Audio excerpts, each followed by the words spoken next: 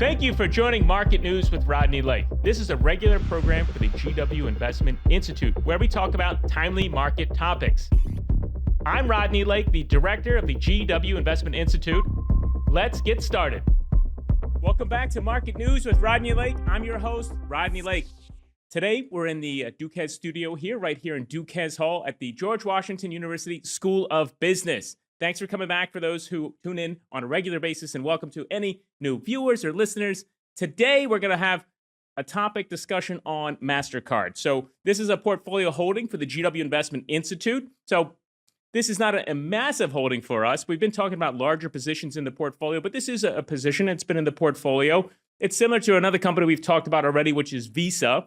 Many of you probably have both Mastercard and Visa, possibly American Express, Discover, and maybe some others. Those are the big cards in the system right now, in the financial system around the world. And Mastercard and, let's say, Visa kind of have this duopoly, let's say, for a majority of the market or a vast portion of the market. But we're going to talk about Mastercard, and maybe we can do some compare and contrast here. But it's very similar to Visa. So why is it different than American Express, for example? We'll talk about that when we talk about the business.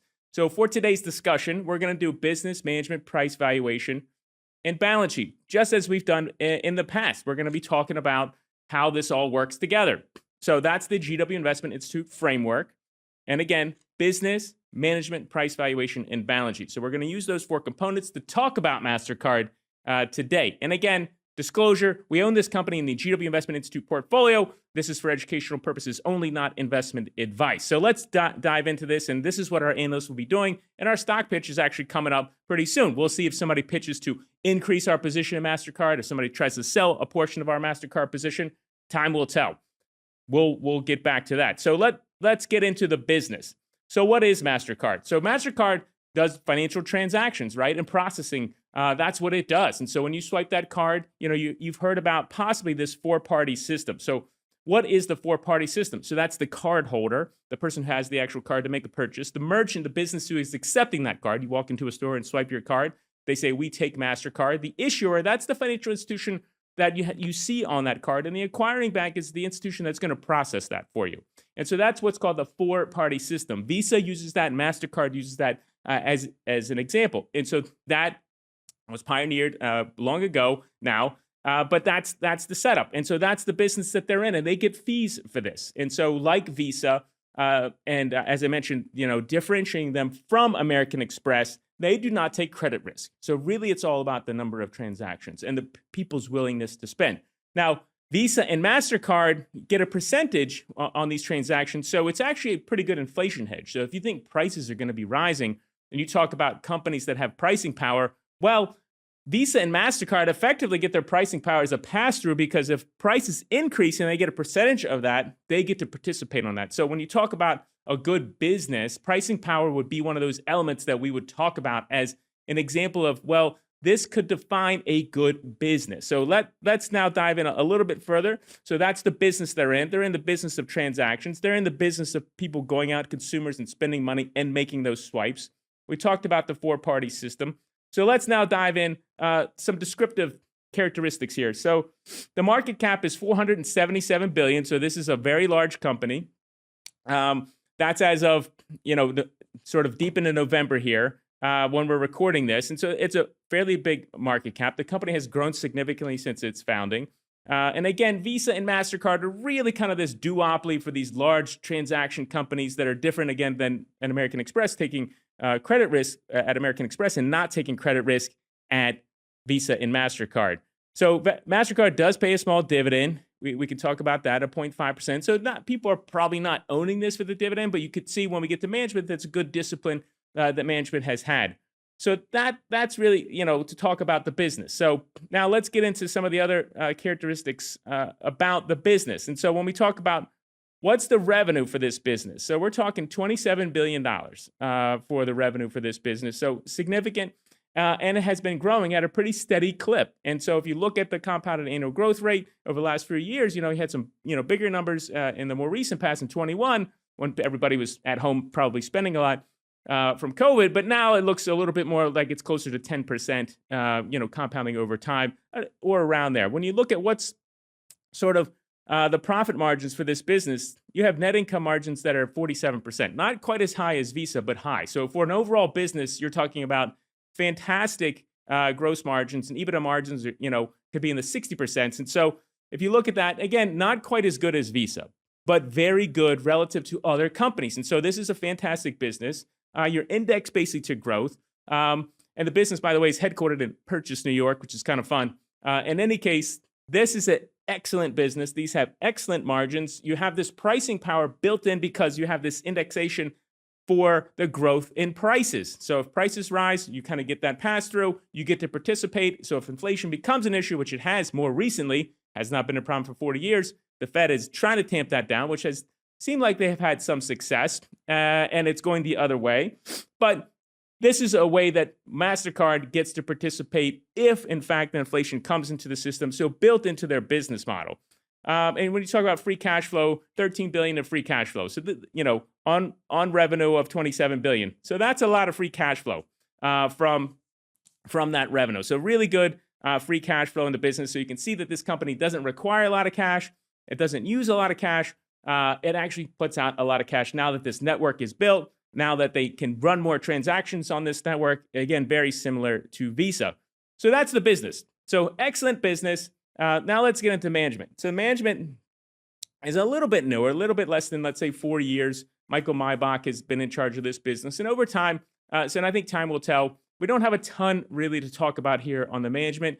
They seem to be trying to invest in new things, just like Visa. What is the next set, value-add services to their client, the analytics, what can we offer to our clients that they can get, better visibility on what, something very in particular that they want, given that they have all this, data that they can help process and create different types of views for their clients. And so, but really, again, it's the transaction game that's the bedrock of that. What are they doing to help protect that? So investing in that business is critical. And again, Michael Maybach has been there a little less than 4 years. So I think time will tell. I don't necessarily have a lot to talk about here on the management. I think they've been doing a good job over time. And I think it's a little bit early, let's say, in the tenure of this management team to see how they put their imprint on Mastercard. And again, it's really kind of a duopoly with Visa. So we won't spend a ton of time on that. So let's move on to the valuation. So when we look at the valuation for Mastercard, you're talking, this is a high quality company with good margins. So you would expect that the valuation is likely going to be a bit higher. So when we dive in and say, okay, for this company, it's a proper company with revenues and earnings. So we can use the PE as a guide for us for that. So the forward PE right now, again, we're deep into November here, is 36 times. Well, is that cheap? Is that expensive? How should we really think about that? Well, one way to think about that is how does it look over time just against itself, right? So if you look at Mastercard against itself over time, you're talking about the median for the last 10 years. So the last 10 years has been about 36 times. So it's kind of right on top where it's been. So you wouldn't say that's really cheap or really expensive. You would kind of say, well, in the last 10 years, the market has essentially valued Mastercard right where it is. And the S&P is below that, let's say at 25 times. But, this is not an average company. So you would expect that it would trade above. And it has. So the median, it has moved around a lot. During that period, it's gone from 62 down to, the teens here. And so, it's been all over the place. And when, you have peaks and troughs in the market, it's been to 60 and 25. My apologies. So it's been to 60 and 25, and now it's trading at 36. And so, again, that's right on sort of par with where the median is for the last 10 years. So you wouldn't call that cheap. Again, you wouldn't call that expensive. So that's not necessarily super descriptive and saying, okay, let's make a decision on the valuation. It's an opportune time to buy in because of this event happened and people are really against the company and it's really depressed the valuation. That has not really happened here. And so you could probably call this a fair valuation. So then you have to look to other elements of the business to really think about this, or other elements of the framework to really think about why should we own this company? Let's look further now. So again, the valuation, I think we're kind of right on top. The long-term median here for the forward earnings, doesn't really help us too much. And we'll come back to the scores as we wrap up. But let's now dive in to the balance sheet. So when we're thinking about the element of the balance sheet here, So where are we on the balance sheet? So if we look at cash and cash equivalents, last 12 months at September 30, 2024, you're talking 11 billion and then 18 billion in debt. So you're still at a net debt position, not a huge number, 7 billion when a company generates 13 billion in free cash flow. So you're not necessarily concerned. And if we look at what's the interest coverage ratio, also, again, you're not going to be super concerned about this company. Interest coverage is 24 times. And so you have net debt, 7 billion, but you're generating 13 billion in cash, and you're 24 times for the interest coverage ratio. For the balance sheet, we're going to sleep at night. The preference would be for a lot of these companies is to have net cash. Now, what a reason that they could be using net debt is to, increase the return on equity. So the return on equity adds that leverage in the business. And so when you talk about return on assets, what's the difference between return on assets and return on equity is sort of the debt in the business, if you use the DuPont formula as a guide there. And if you look at right now, the net or the return on assets at 28 times and return on equity at almost 180 times, they're really using that leverage to help really drive the business forward as far as like return to equity for shareholders. And so, you can make an argument that they're being responsible, and they have been responsible over time with that leverage. And again, it's not so out of character or outside of the bounds of something that they can manage with what they have in the net cash on the balance sheet, or rather the cash on the balance sheet plus the free cash flow. So it's not such a big number where you're like, well, we're really, really worried about this. If earnings drop, the interest coverage ratio is 24 times. So earnings would really have to deteriorate for us to be really concerned about Mastercard on the balance sheet side. So let's now go back to the business. So for the balance sheet, maybe before we move on, rather, the balance sheet is something I would say is a source of strength. And we'll come back to scores here in a moment. But the balance sheet is not something that we're necessarily concerned about. And in fact, this would be something that would be a source of strength. And again, probably not a 10 because not net cash, and we'll score here in a moment, but it is a source of strength nonetheless. So let's get back to Mastercard, the business, and let's get back to these margins. Think about, how should we consider this? Well, when you think about, okay, what are the threats to the business? And so it's a high margin business. It's going to attract others. What are some of the other risks to the business before we score it here? Another risk would be on the regulation side. Visa and Mastercard have gotten criticism that, they're really a duopoly in this market, and they, charge unfair prices to merchants. However, it doesn't seem like there's enough momentum right now, at least this is opinion, by the way, that something's really going to happen here. And now when you're going to have a transition from the Biden to the Trump administration, and it looks like there's going to be more on the deregulation side versus the regulation side, you saw a rally in the financials, and that would probably include something like Mastercard and Visa, where they might benefit from that. Now, maybe not. Time will tell. We'll have to see how there are some pain points in here that this administration could think, well, consumers are not necessarily benefiting as much as they absolutely could. So that could be a source of concern for us as shareholders in Mastercard and Visa. But in this case, thinking about Mastercard, that could be a concern for us. So it's something that we really need to think about. But the way that the wind is blowing, let's say, to use an analogy, it doesn't look like the Trump administration is going to come in hard on Visa and Mastercard in particular. So this could be a positive for us, even if they just sort of leave those companies alone. And, again, but there is a piece here for the consumer that they could be concerned about. So again, you're talking about net margins of almost 50%. You're at 48%. So it's a good business. So I would probably rate the business not as good as Visa, but you're an 8 or a 9 for MasterCard. Very close. Not as dominant as Visa, but still very good, making a lot of progress and sort of, or rather, keeping its dominance in this market. So 8 or 9 there. Now we move on to the management. The management has done a good job. This management team has been pretty solid over time. So I would rate them also maybe as a 7. I think they're still a little bit early, but not as, wasn't rated as high as Visa in this case either, but also good. Using Visa as a reference point here. And so Then we move on to the valuation. The valuation is probably a 6, right? 36 times. That's right on top of the market. Not something stellar, outstanding, but not terrible based on their 10-year number. And so maybe a 6 or, it's something 5 or 6.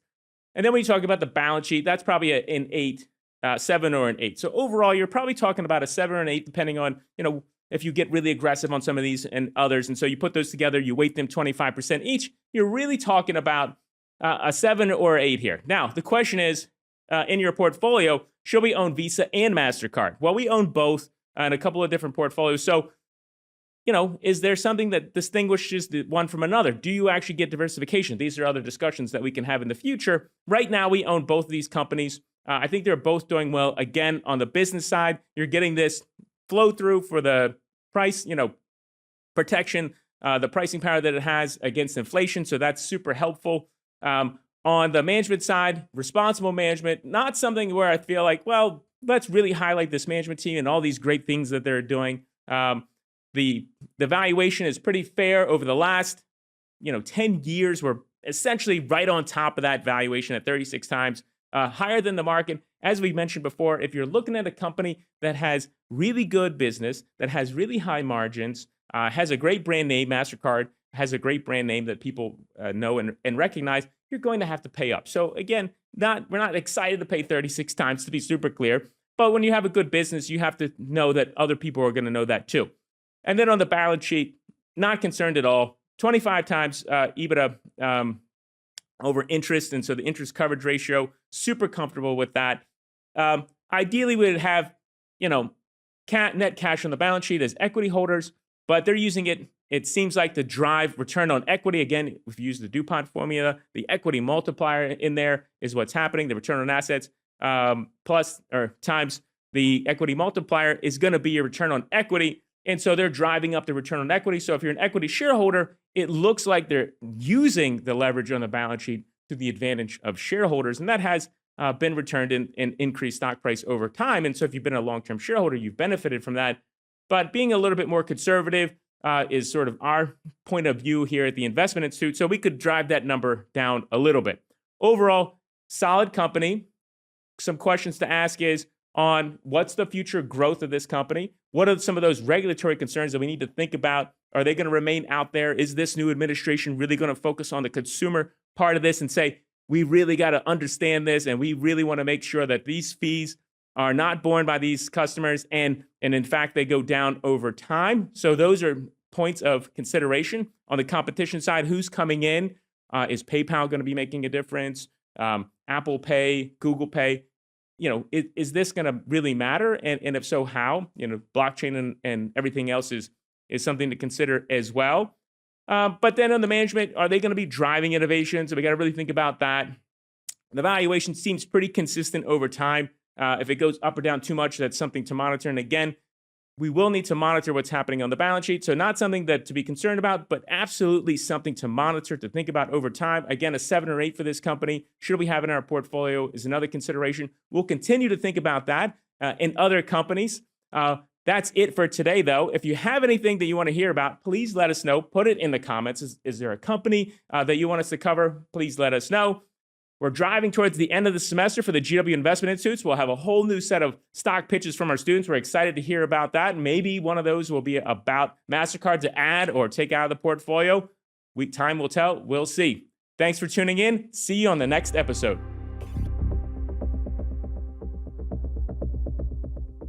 Disclaimer, the content shared in the GW Investment Institute podcast is for informational and educational purposes only and should not be considered investment advice. The opinions expressed in this podcast are those of the host and guest and do not necessarily reflect the views of the GW Investment Institute or the George Washington University. Listeners should not act upon the information provided without seeking professional advice from a qualified financial advisor. Investing involves risks, including the loss of principal. The GW Investment Institute, the George Washington University, and the podcast hosts do not assume any responsibility for any investment decisions made based on the content of this podcast. Always conduct your own research and consult with a financial advisor before making any investment decisions.